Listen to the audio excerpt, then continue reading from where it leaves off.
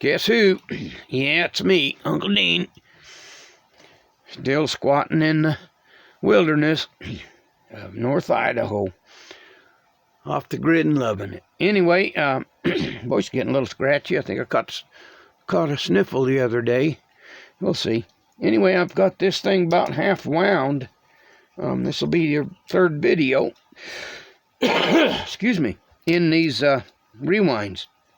Now, I went down it, or I started at the bottom, wound all the way up, and then come back down from the top. Now I'm on the third winding, and what I'm going to do is because it was so hard to get to, I'm going to take and start packing them on the bottom here, and just keep rolling, or keep winding more or less in the same place.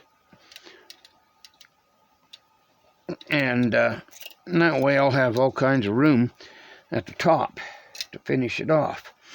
Now, we'll just take this guy and just keep running around like this.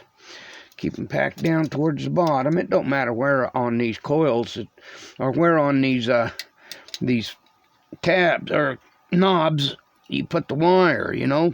Most people, it just goes on nice and even for convenience, and it looks better, you know, holds more wire when you keep them side packed like that. But there's a reason for my madness here.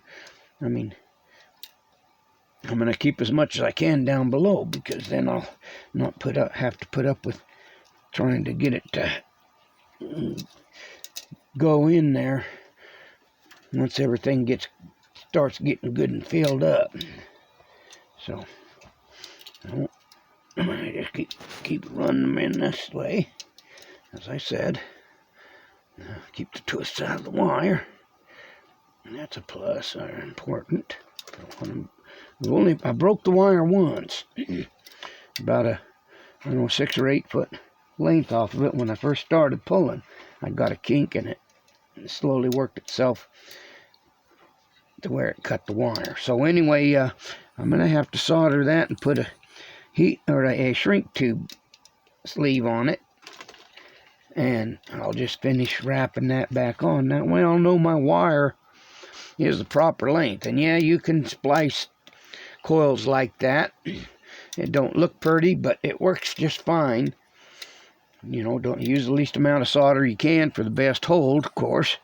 And then your shrink tube will fit over it. Use a real small one, and you know, ain't much to see there. Won't look too awful bad anyway. Trying to keep my legs locked on that so that I can have more control on wrapping this thing. But as you can see, I'm slowly running up towards the top now that I got that big knob on the bottom down below here of copper.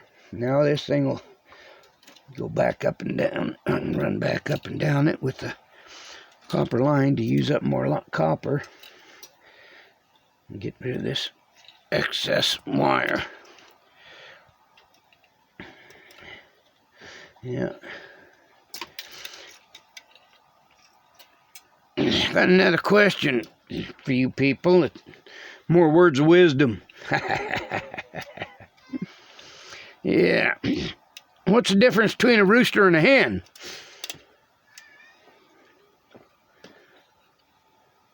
Yeah, I'll tell you in a few minutes. Kind of a suggestive little joke, so use the people that have virgin ears best listen, or best plug them up here for a little bit, and I'll tell the rest of you guys the answer. And the answer to what the difference between a rooster and a hen is, well, one says cock-a-doodle-doo and the other says any cock'll do. Please don't take offense. I'm just some dumbass farm hick from up in the mountains. Product of my upbringing. Proud of it. So, if you people don't like the edge of my blade, then look away. Someone else will take your place. Anyways, that's my story. I'm sticking to it.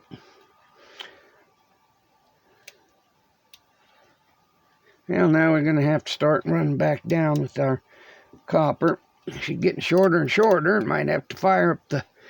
Well, in fact, I will have to start up my soldering iron here shortly and make this little baby do what we want. There we go. We're going to redo that a little bit, and we'll run it on down to give us a better gap in between them coils for the last 6 or 8 foot of wire. I told you I broke off. Now I got to solder it back on. But it'll go on there really easy and shouldn't have no problems.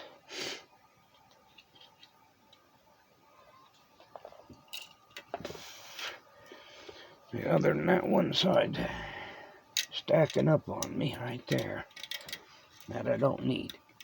I want to keep things easier. There's where it's stacking up. Yeah. Okay.